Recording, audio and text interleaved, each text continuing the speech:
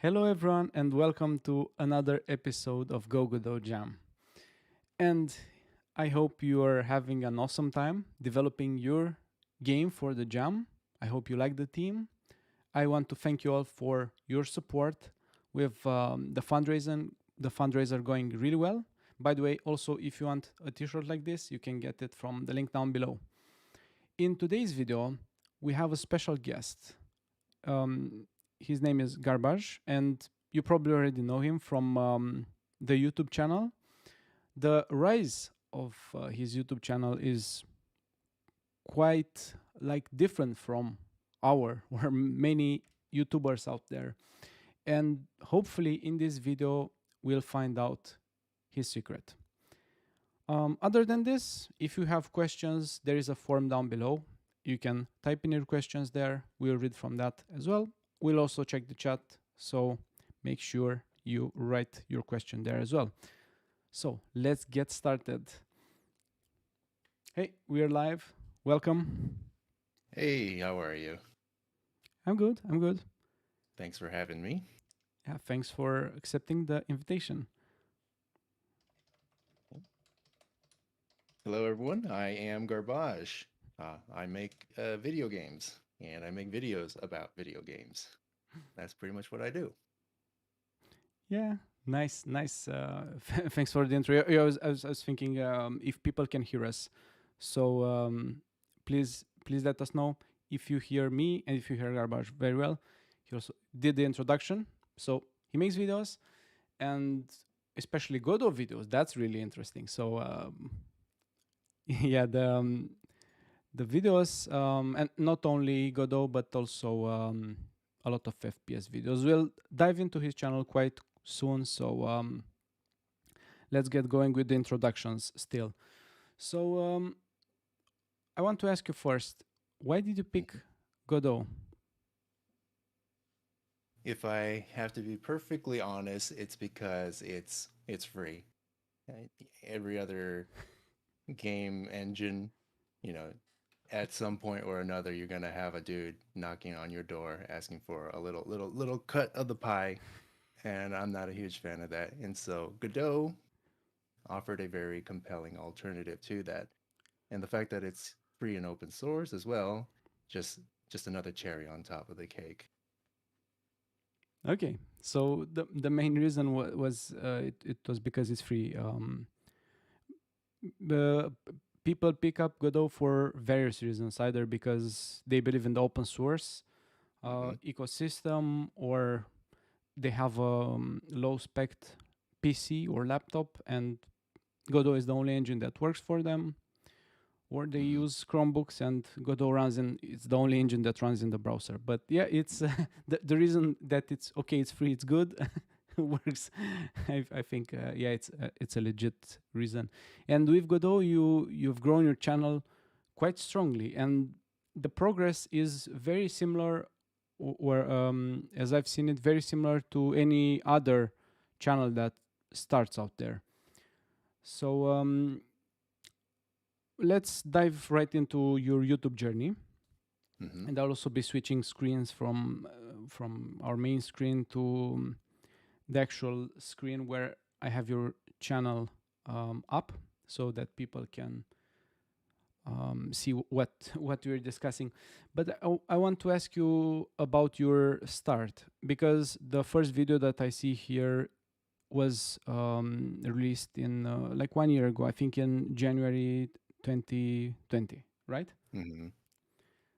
Yeah, So it's been a while. yeah, it's a while. Like if we check all the videos here, did you had any previous experience with YouTube before? Not really. Like, this was my first like real attempt at content creation.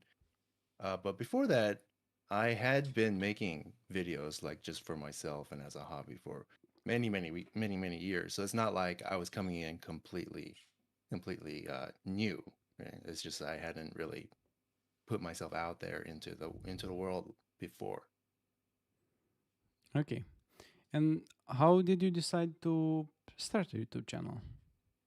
Well, so initially I started the channel because I was working on a game called Garbage. And people ask me this a lot is, why are you called Garbage? And it's because I was making a game called Garbage, and this channel was initially meant to be an advertisement basically for that game.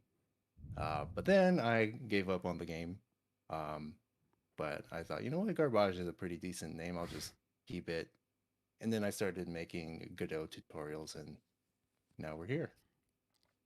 Yeah, yeah, I see this, and probably a lot of people, including myself, Hmm. have started the YouTube channel, and the first thing that comes to their mind, of course, either they go gaming and they do gaming, but that's a whole another story.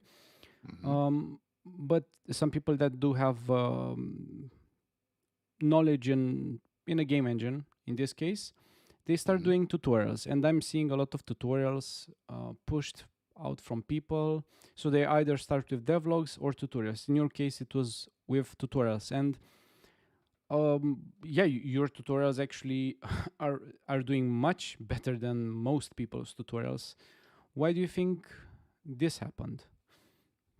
Well, first of all, because those tutorials have been out for a while, they've had some time to kind of accumulate views, whereas a lot of the new tutorials coming out for Godot, they're much more recent, and so they haven't had the time to accumulate views like that. So there's a kind of like a little bit of a um, a bamboozlement happening there. But a lot of people have said that they enjoyed that my Godot tutorials are very short and concise, and they get to the point, which is something that I always appreciate in tutorials because a lot of tutorials, they tend to ramble on a little bit, and they take a long time to kind of get to the meat of the, what information I'm looking for when I search for the tutorial.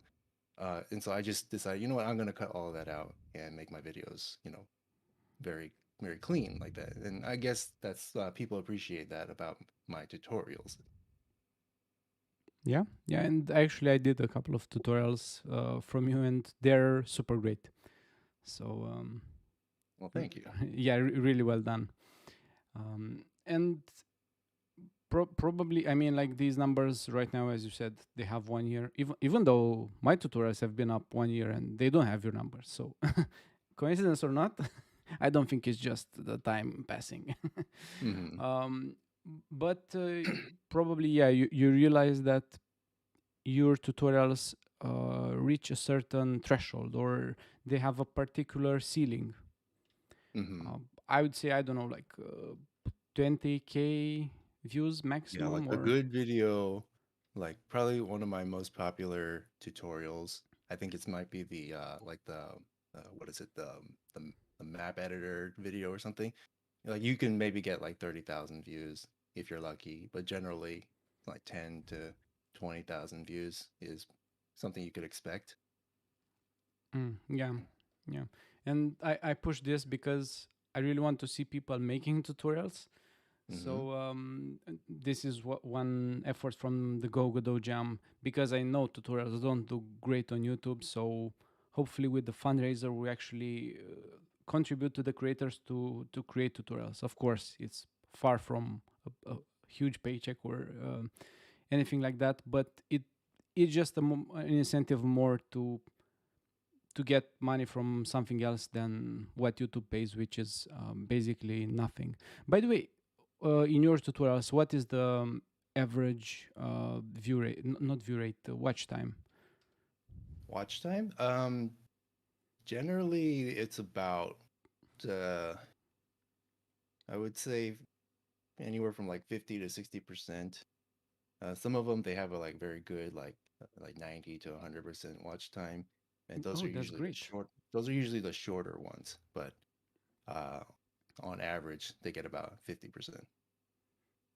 Those are some great numbers. I mean, for my tutorials, it's like I have like 20 minutes, and they Hmm. watch like 1 minute, 30 or 2 minutes, and that's it. Yeah, it like a 20-minute video is kind of a large investment on the part of the viewer because it's hard to find 20 minutes in a day to just sit down and watch something, anything really. Um, So yeah, it can be kind of a big sell or a big ask, to have someone watch a 20-minute video. Yeah, and we need to keep this in mind for the later parts of this interview, because the latest videos are actually quite short, like Hmm. short than 5 minutes, most Right. of them. So keep this in mind, people that are watching, and audience that will see us in record mode. Hmm. Okay. Interestingly enough, I want to point out a cool thing here: the reverse tutorial. Where was it? Like, what am I doing wrong? Tutorial. Ah, yes. That one Yeah, was that funny. one. Where is it? What am I doing wrong? And that one received like 38K views, and it's not a tutorial. It's actually it's Yeah, it's basically me begging for help. yeah. Yeah. So Yeah. I never got a solution to that, by the way. I don't remember the problem actually, but it was funny, like so funny. Hmm. Just like, okay, what's going on here? Okay, let's move on, because there are some interesting spots here. So you did tutorials like probably Hmm. most YouTubers that start out, and mm, did you just like probably like from my research, when and also when I found your channel, probably it was close to the video Valorant, but it's low budget. Now this Uh, video sits at 5.2 million views. yeah. So did I mean did you think of anything, like had the strategy for this video, or just like randomly dumped it and see what comes out of it? Well, the interesting thing about that video is that when I first released it, it got almost no attention and nobody watched it for almost like a year. Um, I just made that because I thought it would be kind of funny. Kind of like, Valorant was trending at the time. I thought, you know what, I can do something like this. Just create something for fun. Maybe it'll get some views, maybe it won't. I didn't really think too much about it. And then it just sat there for about a year, um, not doing anything. And only after I got my first real break, which was the Apex Legends PS1 video. When that started popping off, then people started looking through my back catalog and they found the Valorant video, and then it started boosting up. But that it took a while for that to happen. Yeah, but I remember. I mean the Apex video is actually far ahead, and I remember when I found your channel, you probably had like, I don't know, 10 more videos after this one, and Hmm. this video actually was around like 1 million or something, or 2 million, I don't know. So You mean that Apex video? no, the Valorant. So the Valorant, Really? but low budget. Yeah, yeah. So it was like super big. Um, I mean, unless I'm like completely forgetting history or something. I seem to like nobody like it, as far as I remember, nobody cared about that video until after the Apex video. But I don't know. Maybe maybe I'm remembering things wrong. okay. Yeah, it's interesting. And after this, yeah, you after this low budget variant, you continued with some more tutorials, and also tried like kind of like reporting the news, like Godot 3.2.4 changes or Hmm. selling out. Yeah, Or and actually those did pretty well. Like when in the context of the size of my channel back then. Um, and so I was thinking, you know what, maybe I could do this because they were getting slightly better views and it was a little bit less effort to make. Um, but I was just finding it really difficult to consistently find news to talk about in the Godot sphere. Um, and so I was kind of like, at that point, I was kind of really thinking about, where should I take my content at that point? Because I was kind of lost. Because the tutorials, you know, they were like we had a good thing going with the tutorials, but they weren't paying the bills, you know. yeah. And so I was really thinking about what's my next step. So I've I've struggled a couple of times with this question myself Hmm. throughout the YouTube, because I also have a year already on this platform, and this Mm-hmm. question, like, you have to reinvent yourself all the time. Like you do, I don't know, a couple of videos in a particular topic or in Mm-hmm. a particular engine or whatever, and Mm-hmm. then you realize there is no traction there, or either they take too long to make, and like the benefits or the investment is not like at least equal, or like you get the investment, your time investment back Mm-hmm. from like the views and the ads that you actually get, or how how many times, like you said here, so how did you reinvent yourself, so to say, to move to the next step? Well, I always because like for me, um, whenever you find something that works, right? Even if it doesn't work very well, but it works. Like for example, the tutorials, they were working, they were getting views, they were growing the channel. But I always thought, can it work better? And so I always made it a point to throw out videos every once in a while that were just kind of like from left field, right? Just completely not what I usually do, something a little bit different, and see how people respond to it, right? Because um a lot of people get afraid, like once they find something that works, they're afraid that if they change things up too much, then they're going to lose their audience or whatever. um, but I'm not afraid of that. I'm not afraid of that. I always want to try new things, because one of those things might become, the Apex Legends video, or the low budget Valorant video, or whatever. Any of these things could be the next your big break that puts you on the map. But you won't know if you don't try, right? And it's okay. You spend a week or a month doing something and it fails. Who cares? Who cares, right? Like, the potential upside is much bigger than any temporary loss you might face, you know, from a bad video. And that's how I always do things. Like right now, I've kind of settled on the devlog videos, and that's a kind of like a good balance for me, of effort and payoff and views and growth. Um, but I'm still gonna, always do new things and experiment with other stuff, just to see what happens. Um, but also at this point, it's not just about like trying different types of content, but it's also about expanding beyond, just the Garbage channel, which is why I've been putting a lot of effort into like streaming, and on my second channel, it's a gaming channel, and on Twitch, and then I'm also thinking about, other platforms that I can move to. So it's not just about, the kinds of content that you're doing, but also like kind of like a more like a big picture considerations as well. Okay, that's really interesting, and I think here you pointed out something really, really important, and probably a pain point of many YouTubers, that think or they have found something that works for them.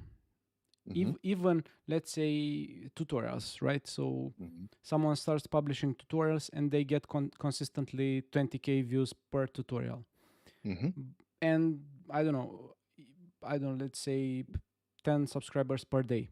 But even, I mean, you do this like for 6 months, and Mm-hmm. it's linear growth.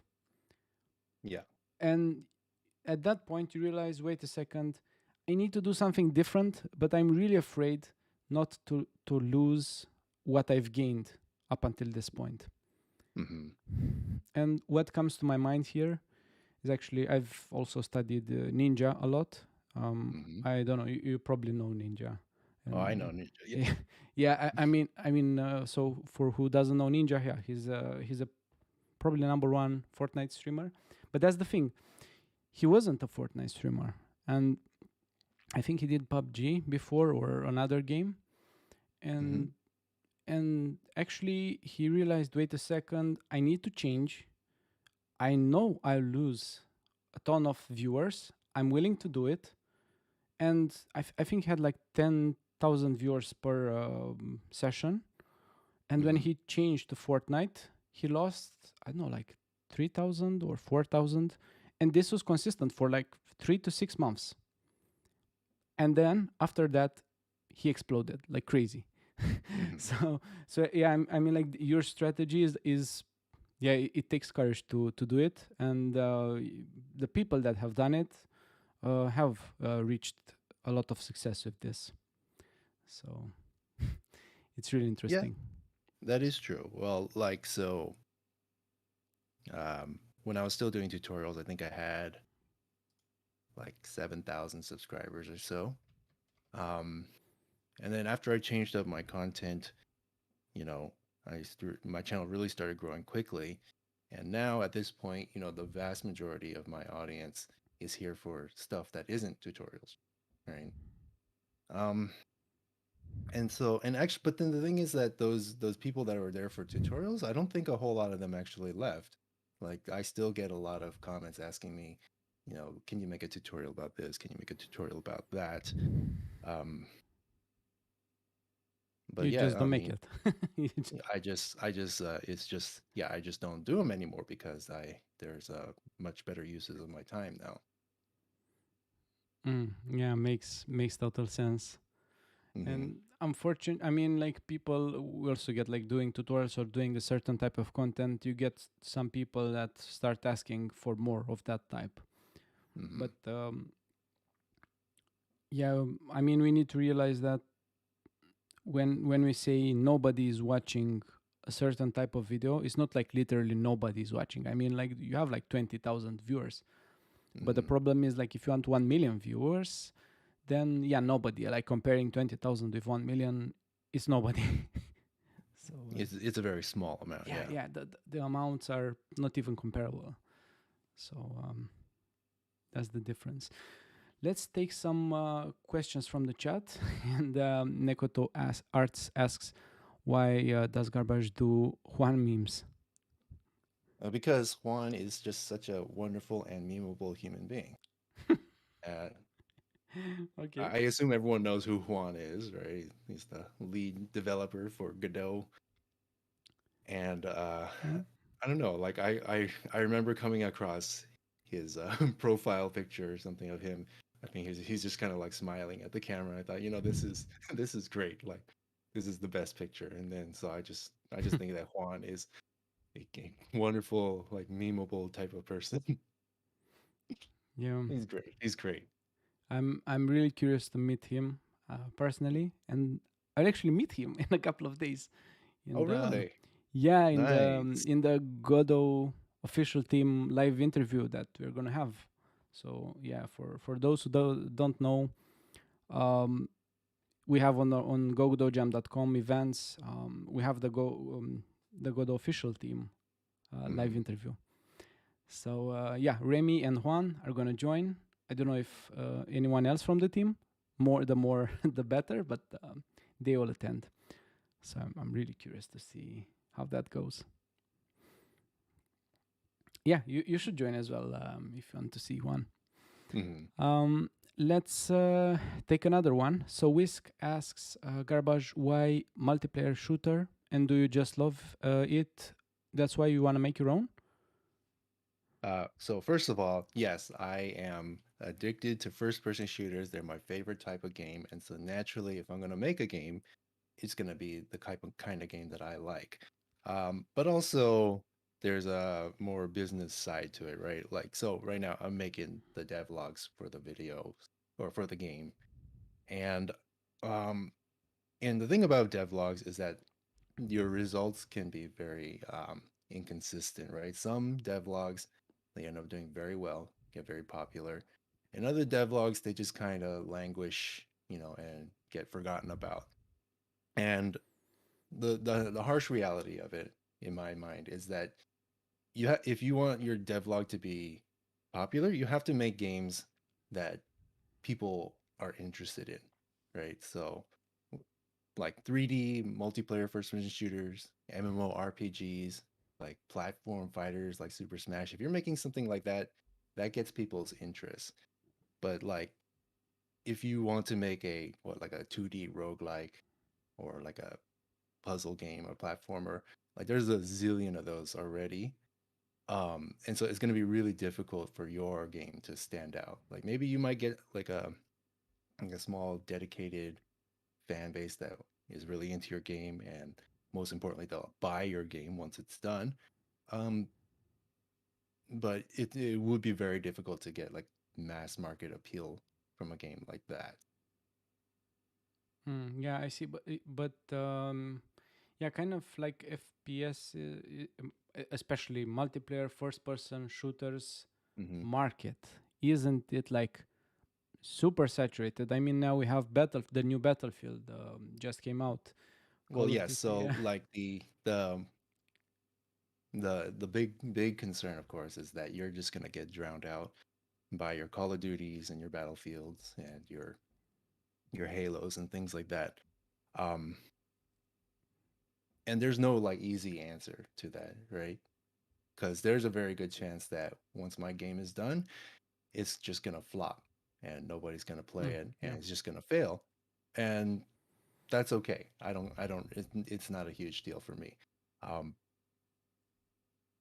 but uh, but it also has the biggest potential upside because those are the kinds of games that a lot of people are really interested in. I think, and also I think that a lot of people people gamers in general, they're just constantly looking for new games to play because they play the new release, they play for 1 or 2 years, and then they start it starts to get stale, or they start hating the way the balance is going or something, and they just are like, okay, I'm tired of this. It's time to look for a new game. And I think there's an appeal, like they looking like for small teams making games, because it's like, okay, like these people, they're probably going to be more with it. They're going to be more responsive to community feedback and things like that. um and so I think a lot of people are interested in games that are made from smaller teams or individuals, but who are making the type of games that they would normally play, like Call of Duty or whatever. You know, just something a little bit different. Mm. Yeah, makes sense. But yes, still, still the big players here put like millions and millions, and they will definitely get the bigger chunk of the market. Yeah, Um, yeah. so you cannot avoid that. Even if people get fed up with those games, they churn Hmm. them up quite fast, new ones. so Yes, that is true. so And like there's no magic answer. There's no guarantee of success. Because and yes, you are going to be competing with Call of Duty, and that's that's a pretty uh, daunting idea for a lot of people. Yes, this is true. yeah, and it's interesting that your approach is totally different from what I've heard before. Like Hmm. I've spoken with a lot of other game developers, which have suggested to make like niched games to appeal to a particular small audience that Hmm. is underserved, that not so many games for that genre or for that specific type are made anymore. Hmm. But yeah, you just go for the multiplayer 3D person shooter, right? I shoot for the big one, you know? The big guns. Yeah, let's take the big guns out. Yeah. So yeah, how so you believe in this strategy that people will just want to try something new and they will go for indie game projects. Yeah. I mean, um, yeah, ultimately, it's all about the potential audience, right? Because the more niche you go, the easier it is to find you, you know, because it's small and there's not a lot of options. But then you also exclude a large potential number of players just because of how specific your game is and how catered it is to a specific group. But if you can, but if your tastes are more mainstream and you do things that are have the potential to be mainstream, then the potential upside is much much greater because there's just a lot more people who might be interested in your game just because it's more mainstream. Um, Mm, But of I see. course, it also means that you have to somehow differentiate yourself from already the well-established players. Yeah. The, I mean, like having a community does help a lot. Like they might Hmm. jump into your game straight away, Hmm. if not just by curiosity, also because they actually want to support you. Hmm. Um, Anwar asks, since so for what is your experience with Godot in terms of years? How many Um, years? oh, right. So I basically started learning Godot when I started the channel. Um, Okay, so if my time is so right, that means w- almost 2 years. almost 2 years. Before that, I had zero programming experience and zero game dev experience. And so I learned pretty much everything as I was going. Hmm. Nice. Yeah, it's a strong progress, and your tutorials are great. I mean, especially thinking that you had just started out back then, so that's Yeah, I really mean, sick. looking back at them now, I would say that they're a little bit outdated. Kind of use some non-recommended practices, but they do work if you use them. So there is that. Yeah, well, always there is time to improve, Mhm. especially on the programming side. Yes, that is very true. Okay, non unknown asks, do you think you'll open source your game so that people can do pull requests to it as well? Mm, not sure about that one. It's something I have to think about. Right now, I'm leaning no, just because like I wanna have time to make the game my own and make my own vision without too much meddling from the outside. But you never say never. It's Yeah. always open, that possibility. And Whisk asks a follow up question. Are you worried that a certain meta that, yeah, people will develop like a meta or something that will make your game stale as well? And are you going to try to improve this and balance it constantly? Well, no matter what you do in a game and how you balance it, there's always going to be a meta, right? At least like for the very competitive minded people, there's going to be a meta. Um, if a meta becomes too oppressive or unfun, then I'll do everything in my power to change it. It's uh, but like this idea that you're not gonna have any meta whatsoever. It's a little bit unrealistic, I think. Yeah. And I've seen from your latest devlogs that you want to try to avoid camping.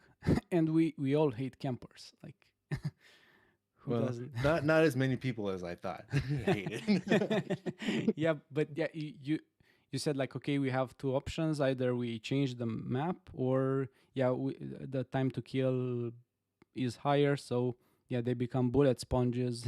This, like, the Hmm. element of surprise is just not there anymore. So Hmm. yeah, this is kind of like one way you already are thinking in the future, like the problems that currently exist in modern FPSs, to try to tackle some that you don't like. Yeah, like ultimately, the great thing about making your own game is that you can at least attempt to make it in a way that does away with all the stuff you find annoying in other games, right? And make it like your perfect game for you. Um, so hopefully, like what I think is a perfect game, a lot of other people think is at least a playable game for them. Yeah. And how do you split up your time between YouTube and game development? Um, well, I try my best to work on my game at least like an hour a day. I tend to work pretty slowly, but I try to like at least be consistent about working on it and making progress. Sometimes I don't. Sometimes I just don't feel like it. But usually, you know, I would say probably put more hours in a week into the game than I do into like making videos. I don't know if that's the best balance, but that's kind of how it works out right now. And that might change in the future. Plus, I got like all the other things that I'm currently working on, like the streaming and everything else. And so I'm still working at a like a good balance. Yeah. Yeah, and this is kind of tricky. Like if you do game development and you also try to do devlogs Mm-hmm. and post them at a steady pace, it Mm-hmm. can get quite fast. It can get impossible to maintain this. It is difficult because sometimes like you can't predict like when you've come up with a problem in your game, and it's like the solution just isn't coming, but you gotta have a video out, tomorrow. It can be kind of stressful, um, and I'm still trying to figure out the best way to approach that. Yeah, you can always do a reverse tutorial, and boom, you have fixed Oh it. yeah, there is that. I can always just do what am I doing wrong? Oh my god, Yeah, why exactly. won't it Yeah, work? yeah, yeah. So a question here. I'll skip one because this one is actually more relevant for the context right now. So Nekoto Arts asks, what features do you think Godot 3D is lacking?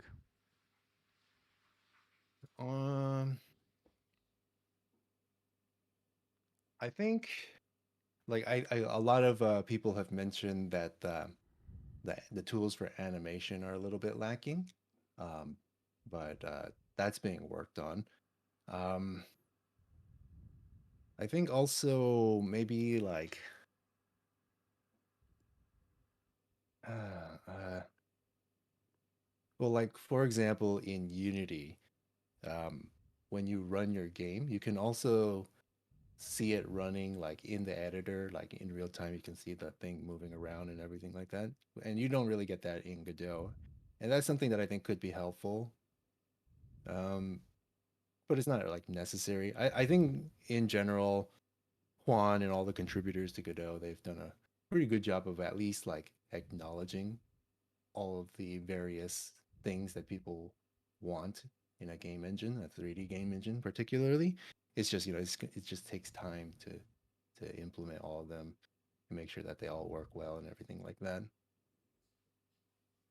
Okay, and you don't have like a particular thing that really, like the renderer or Well, yeah, that's the thing. Like I am not very technically minded. Like I don't know anything about how Godot works under the hood. I just kind of stumbled into making games somehow, and I'm not really like not really well versed in like the technical side of things.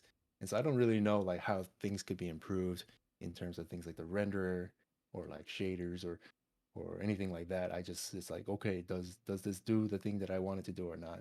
And so far it does most of the things. There's a few like features that could be added.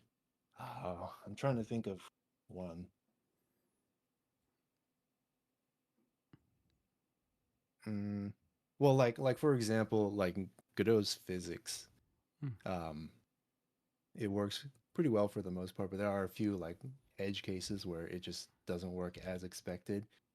And I would love to have those things be, you know, those kinks be ironed out in the future. mm. I just don't know how it would be done because again you I'm not a programmer or developer. I just happen to like know a few things, about making games. yeah, but you know that God of War actually has a rewritten physics engine. Yeah, yeah, a completely new physics engine. Yeah, So I'm hoping it's going to be it, a massive it improvement. I've seen some videos. Actually, they have some massive improvement, and I think this Okay. answers yeah Rayu's question like, what feature are you looking? Yeah, what feature of God of War are you looking most forward to? So, Honestly, I'm really excited about the about the decals. oh, oh yeah, blood splatters, bullet Mhm. holes. Yeah, that's like one of the first things that I got really hyped about for Godot 4. Yeah. Yeah, but yeah, I'm also hyped about the renderer. Everyone is hyped about something completely different. Hmm. I hope it will deliver because otherwise it will it will disappoint a lot of people. Oh So yeah, soft body physics. I really would like to check that out once it's available. That would be nice. Yeah. Yeah. Another question from Reus: have you tried the new Halo? And what is your favorite FPS of all times? Yes, I have tried the new Halo and I love it. It is incredible. It's been such a good experience so far, especially compared to Battlefield and like Vanguard, Call of Duty Vanguard. Um, as far as what my favorite game of all time is, if you asked me like 2 years ago, I would have said it was Overwatch. But Overwatch has kind of gone in a unpleasant direction as of late, and I've been kind of looking for a new favorite game to play. Maybe like if we're Apex? talking about, uh, I'm not really. No, no, no. Apex is not my favorite game. Um, maybe like Halo, like the original Halo Combat Evolved, or like Counter Strike 1.6. Like those are the games that like defined my childhood, and they always have like a special place in my heart. Okay, so still FPSs. Yeah. Yeah, Like always has always been FPS games from the beginning. okay. Okay. Cody Chor or Cody Core, I don't know how to pronounce the name, asks, as a long-time Unity user, what would you say to encourage someone in my position to sway them to Godot more seriously besides being open source? And I also, would say I would say that uh, I don't know what would be like, because if we're looking at it from like a total like package, Unity still has the edge over Godot. But I'd say I'd say maybe like you get like with Godot, you can just like do whatever you want, right? You can like hack stuff together really easily that would be a little more difficult with Unity, and and uh, and also like there's a lot of benefits I think to the whole like node structure for Godot.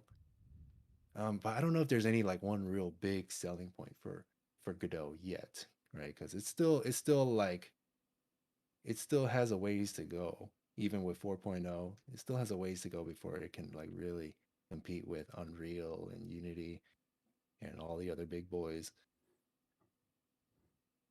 I would just say like just try it. Just try it. It's you know like don't let your preconceived notions about it, just try it. yeah, There's no downside. Just try it. yeah, and also, did you mention it's free? Oh yeah, yeah. There it's free. Have that might be a consideration there. you know, Yeah, yeah, but if your game also, blows up.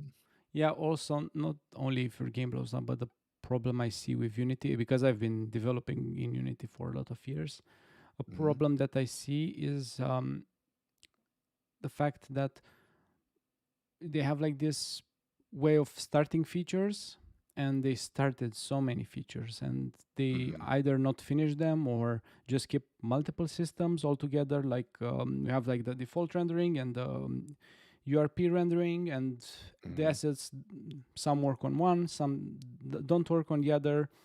Hmm. And on top of this, they do the same with the dot system and other various systems, and it gets kind of messy. And you see people still using Unity 2018, for example, just because that one works for them, but they are still paying for the new one because that's how Unity licensing works.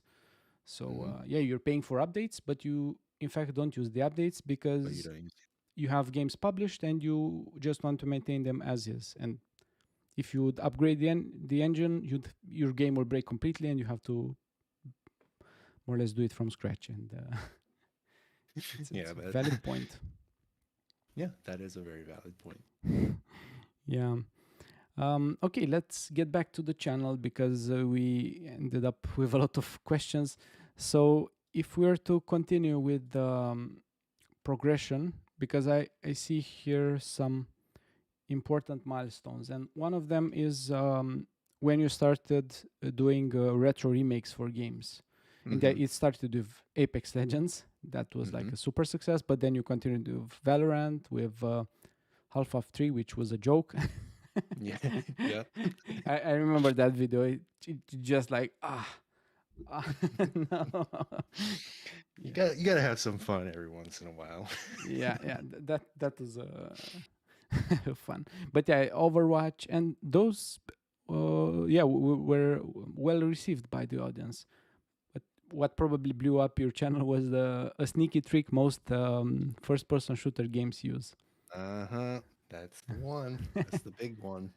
Yeah, that one. And it's so, I mean, like game developers know this, or at least the ones that have developed a first-person shooter before.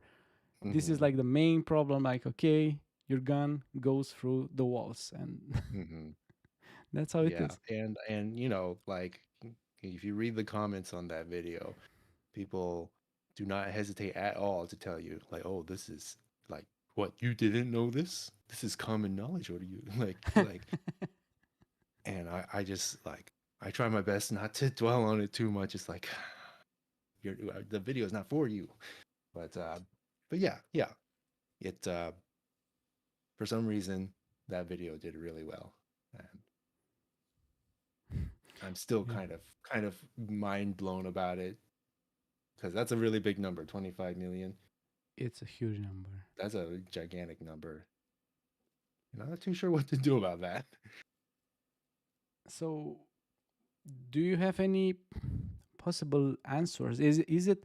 I mean, I'm checking out the length. So first, okay, YouTube does promote shorts more, but this is not registered as a short. Like this video will bamboozle you, which seems like a short one. Um, It is a short.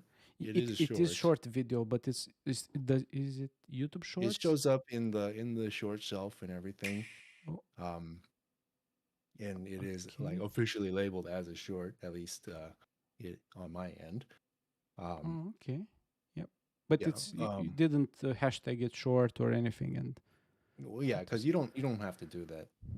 Like even like videos that fit the short format, but they were made before shorts, they're all classified as shorts now. Oh, I see. You don't have to like do hashtag shorts or anything. That's not necessary.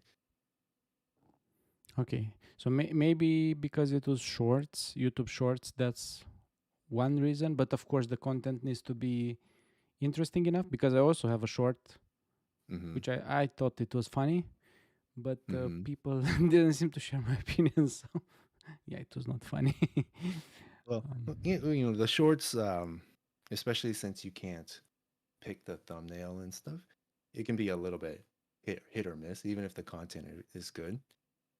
Um, but also, I guess yes, there is a bit of a marketing angle to it because in order to reach a large audience, you have to kind of like word things in a way that would get the curiosity of a lot of people, not just people who are interested in making games. What is your short called? it's something about Valheim, and I made it what would be like if Valheim is an asset flip. Okay, I see.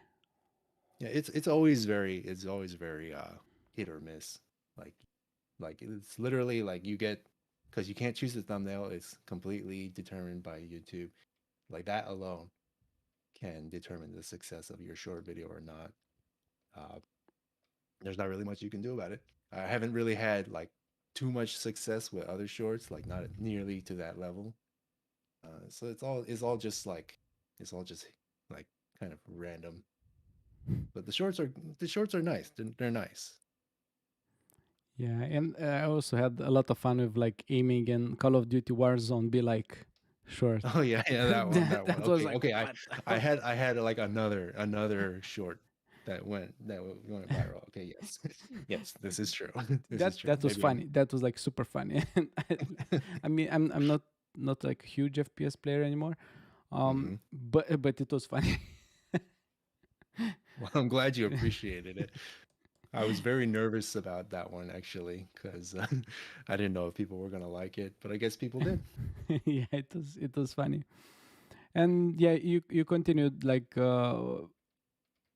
going through other games, and Hmm. 3 months ago, 2 months ago, and those did, some did really well, and others were probably Yeah. live streams. So you experimented with live streams on the main channel.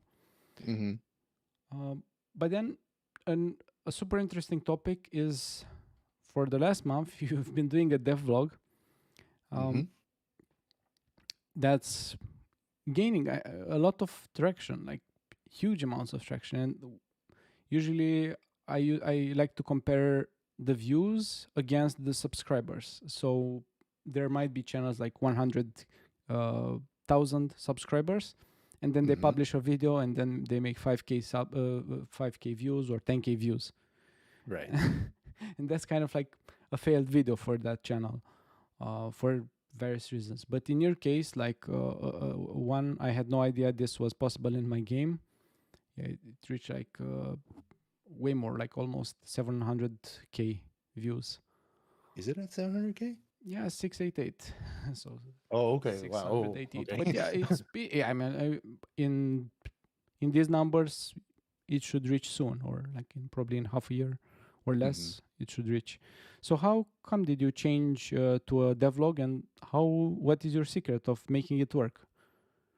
Where? Okay, so like back when I was doing the retro demakes and things like that, I was because like I had that viral success with the Apex video. I was thinking, okay, I just need to keep doing these videos and get, a million views per video, and then I'll be Gucci. I'll be making millions of dollars and I'll be rich. Um, But what I quickly realized is that you cannot rely on your videos going viral.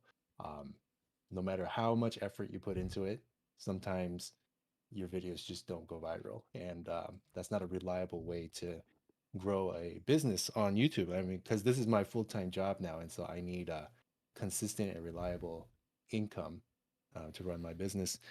Um, and so I decided, you know what, screw viral videos. I'm just gonna make videos that get consistent, that I can do consistently, and that has a sustainable amount of effort required, and that will get a consistent amount of views. And so that was what I was focusing on when I started the devlog series, because I'd been wanting to make a game, you know, forever, since the beginning of the channel. I just never really like knew how to approach it. Um, But then, so I decided to just go out on a limb and start doing these devlogs. And I didn't want to bore people too much with like technical details. I was making it more of like a entertainment. It's just sort of like, hey, I'm building something. Check it out. Type of thing. Um, and yeah, it seems to be doing pretty well. It seems to be getting very very solid numbers. Um, Yeah, and and I'm surprised because people learn when you start YouTube. You learn about thumbnails, and you try to make them better and better and better, and mhm. then and your last six six devlogs are just They all look the same, right? and yeah, I'm just I will just like show show it to people. So these last five, they're not like exactly the same, because they they have like changed angle or Hmm. changed like background position or map position, but it's no text, no arrows, no other symbols. Basically, it's just a screenshot slapped onto the thumbnail, and it gets like on average like over 100k views. It's crazy to Yes, see this. this is true. So one interesting thing that YouTube has done recently is they've gone away from sort of like the SEO keyword based algorithm that recommends videos based on like what people search, because like the traditional like idea of getting views on YouTube, it's like, okay, you you add keywords that people are interested in, and then you also pair it with a interesting thumbnail, and that's what gets views, right? Because that's what people are searching for. But recently, YouTube has changed it towards a much more purely like a like a like a recommendation based, kind of like interest based type of algorithm, where it's not so much about the keyword, but more about like how the what the keyword makes you feel, right? Or no, what the title makes you feel. So like something like a title like don't use this strat in my game. Like that gets people like, what's going on here? Like what? Like who what is this game? Who are you? Why should I use a strat in your game? And then they're almost forced to click on it because like they have to satisfy their curiosity. And that's kind of like the way that YouTube's been going. Um, Thumbnails, I just try to pick something that looks really like distinct and unique. And yeah, I don't even bother putting text and stuff on it anymore, just because it's kind of like a bit of extra effort and it doesn't really seem to help at all. Um, Yeah. and Yeah, so like for example, like there's a lot of YouTubers or who are like streamers, like they stream primarily, but then they also have a YouTube channel. Uh, and The ones that are the most popular and the most successful are the ones where they'll like post like a highlight of their stream, and then they'll give it some really like short and cryptic title, like like just like what, or like who are these people, or something, like just something like Mm-hmm. Yeah. it's really changed from like how it used to be, like, oh, Apex Legends, blah blah blah, like 50 kill game or whatever. Is just like that's not really what gets people's interest, or Attention. Yeah.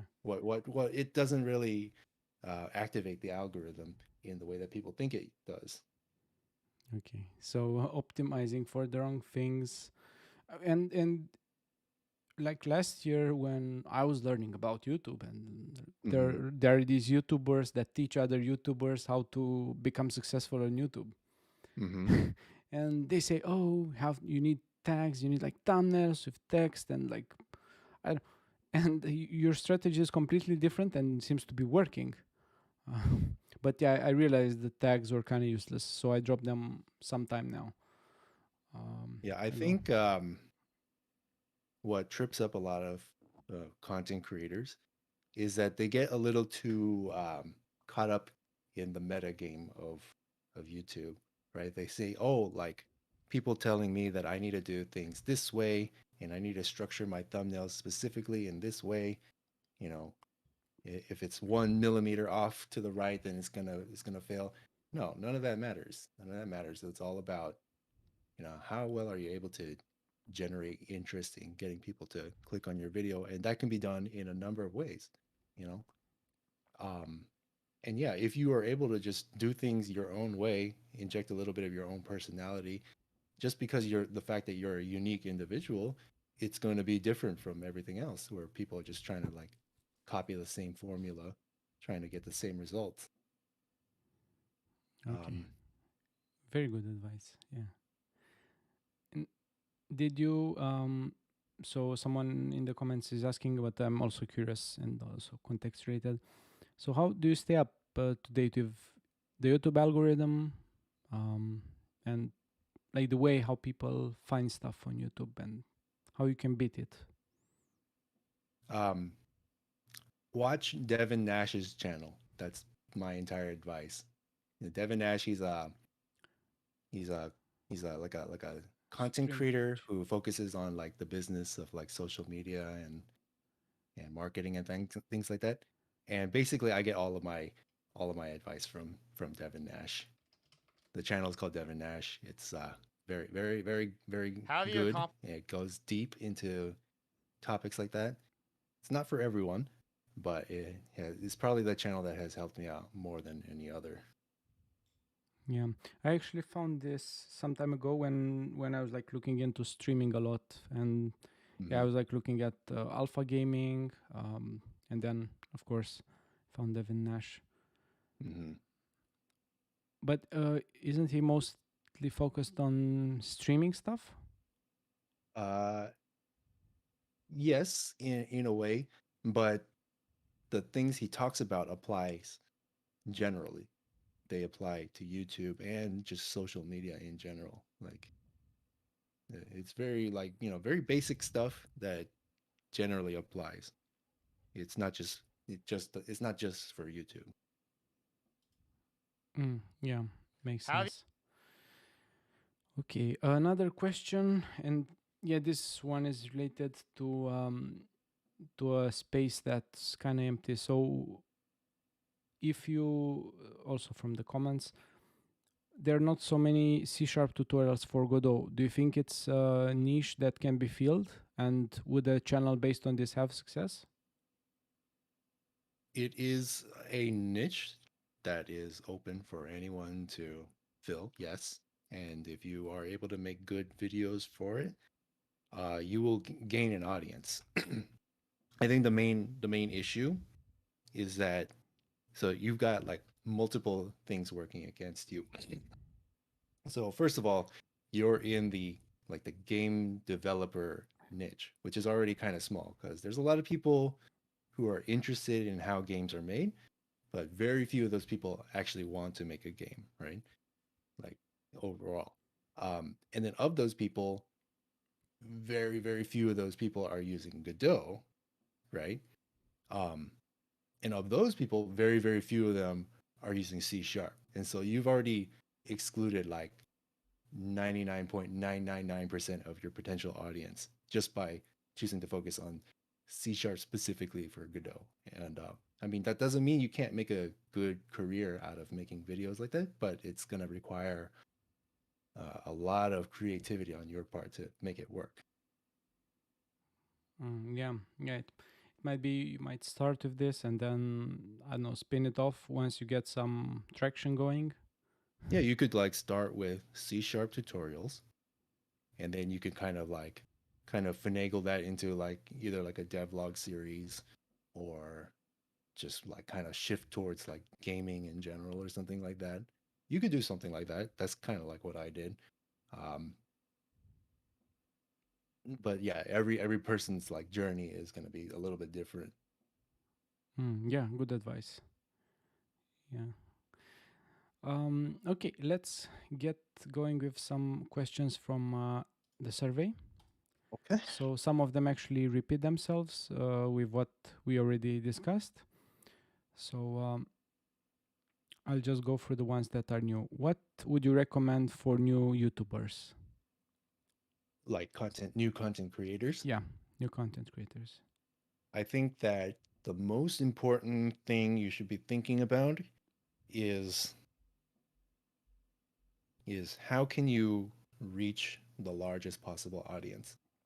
Um, because like as a beginner or as you're just starting out, no subscribers, no one knows who you are, it's very difficult to just jump right into a very large topic. Like if you want to make videos about science, right? That's a very huge market, and it's almost impossible to be noticed in the sea of all the other science YouTube videos out there. And so in the beginning, you probably do have to start very niche, because it becomes easier to find you when you're servicing a very specific niche. Um, but over time, you're going to have to find a way to expand your audience, unless you're really just happy being in that niche and that's all you want to do. If you're interested in growing your channel, you do have to think about how can I appeal to a general audience.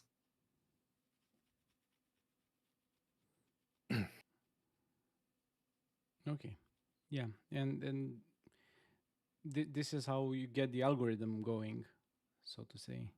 Like if you're just having like 100 people click on your videos and interested in them, then YouTube will stop promoting it to more and more.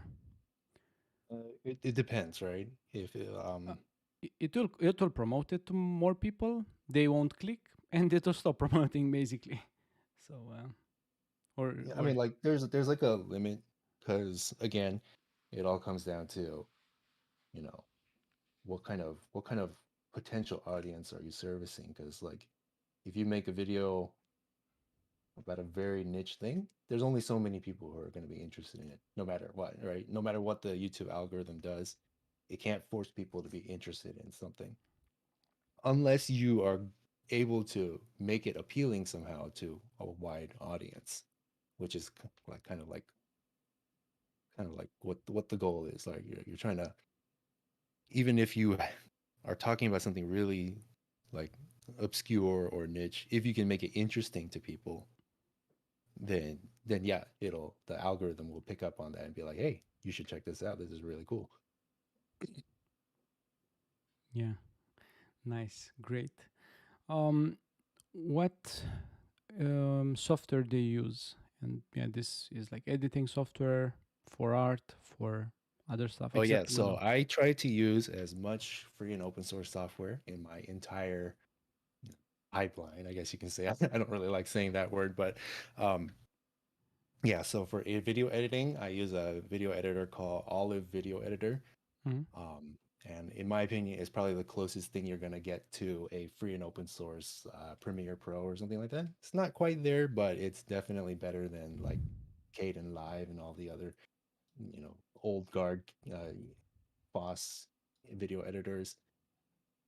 For art and thumbnails, I use Krita, and I love it. I love it. It's awesome.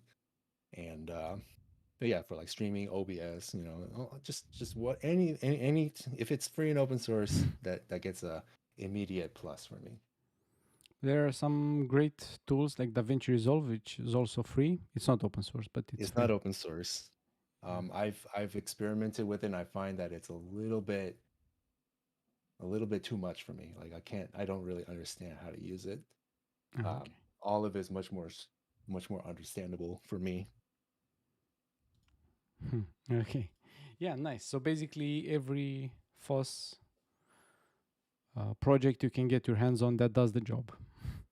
Yeah, I Since mean, you do have to accept that some things are not going to be as good as like as the the Premiere stuff, but that's the price you pay for freedom, I guess.